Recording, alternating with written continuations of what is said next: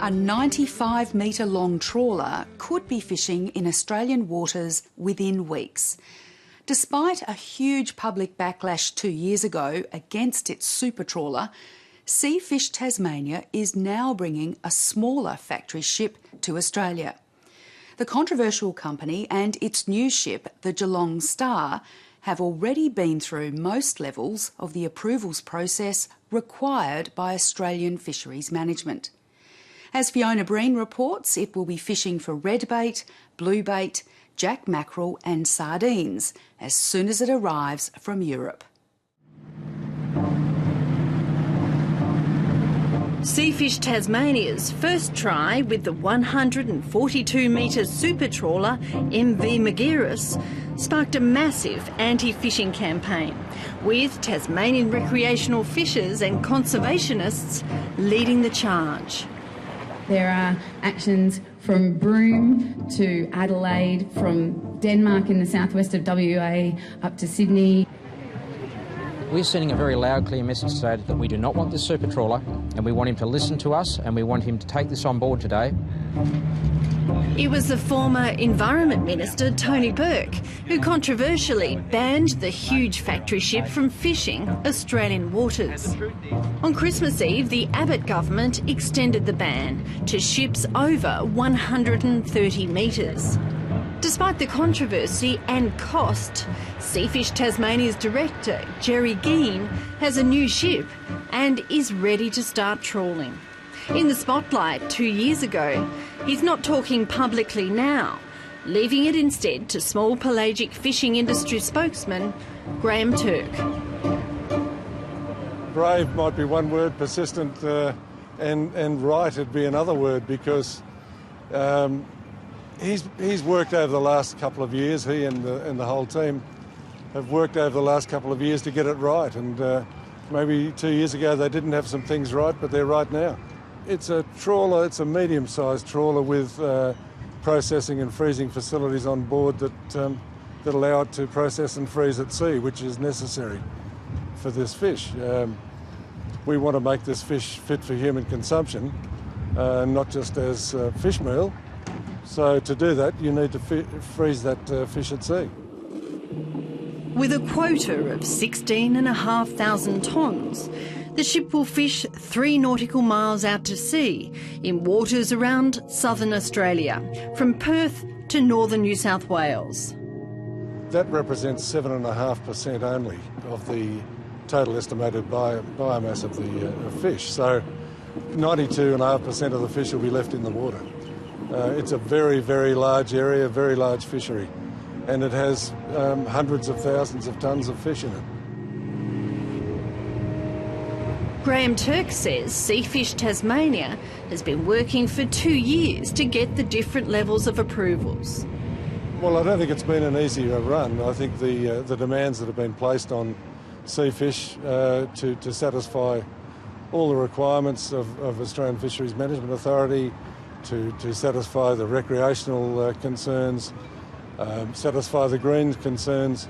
There's been a lot done, so I don't think the run's been easy at all. But I think we've now satisfied all those concerns. When does Seafish Tasmania expect to start working this trawler? Well, the boat's still in Europe at the moment, so it'll be probably 6 to 8 weeks before they start fishing. Colin Buxton was director of the Fisheries Centre at the University of Tasmania when the super trawler came to Australia. He's always said the small pelagic fishery was well researched, despite criticisms that the science was inadequate. I don't think people wanted to hear.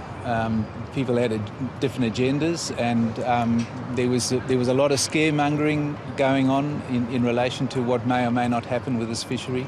And as I said, people had really definite agendas about this, about the threat that this fishery posed to the environment, and yeah, the science was being overlooked. So you don't think government or the politicians had the information they needed? I'm quite sure that they had the information, but I don't think that it suited their agenda.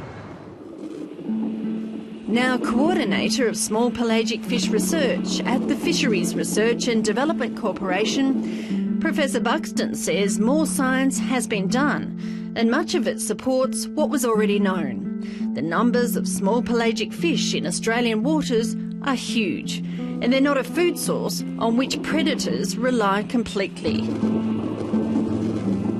It's a fairly complex food web, and so the predators have got a lot of choice in the ocean, and so if a particular species is not available, they've got lots of other things to eat.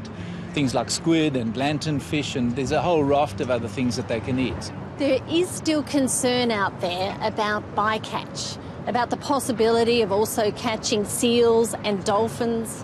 What's changed?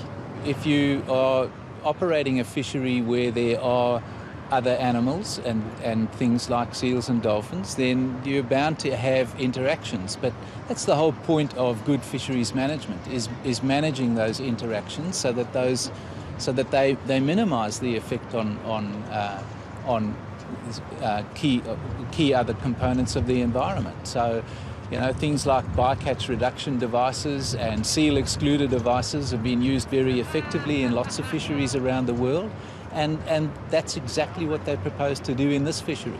What would you say to people in the general public that still do have concerns about a boat this size trawling for fish? Well, I think that the public really needs to understand that this fishery is being very carefully monitored. It's a single vessel, it's going to have observer coverage on it, it's catching a very small fraction of the known biomass of fish. One of the criticisms was that we didn't know enough about the biomass of fish in the ocean and that our assessments were out of date. Well, I can tell you now that our assessments are completely up to date. We've done all of that work, and we're very, very confident that this is a sustainable fishery. We're very confident that catching 7.5% of the stock and leaving 92% in the water is a very safe level of fishing. So we may well see a trawler, the Geelong Star, trawling in Australian waters within a few months. I hope we see a trawler operating in Australian waters within a few months, because it will make a very important contribution to safe, sustainable seafood in Australia and in the world. I really, really hope that we see a trawler operating in this fishery. It's a renewable resource, and we should be providing that to the world. Conservationists and amateur fishers, however, are not happy. It's likely the Geelong Star will face the same sort of hostile reception its predecessor did 2 years ago. Well, we believe that the public opposition remains the same to these large freezer factory trawlers, and we'll certainly be making our voices and those of the many thousands of supporters of that cause heard to the public. And there is time for the government to properly protect Australian fisheries and marine life.